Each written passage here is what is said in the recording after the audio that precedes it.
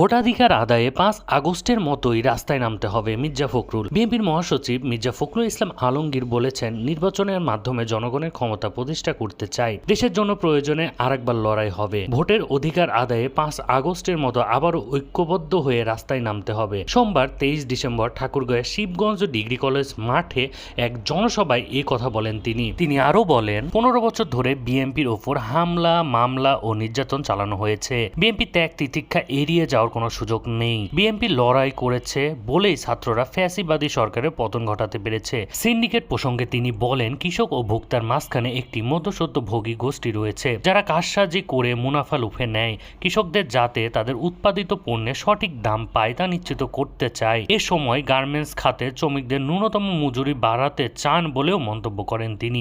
বাংলাদেশের সাম্প্রদায়িক সম্প্রীতির দেশ উল্লেখ করে তিনি বলেন, বিশ্বের কোথাও বাংলাদেশের মতো সাম্প্রদায়িক সম্প্রীতি নেই। পূজার সময় মুসলিম ছেলেরা তা দেখতে যায়, আবার ঈদের সময় শ্যামাই খেতে হিন্দু প্রতিবেশীরা আসে। এ সময় ভারতে সাম্প্রদায়িক সম্প্রীতি দেখা যায় না বলেও মন্তব্য করেন বিএনপির এই নেতা।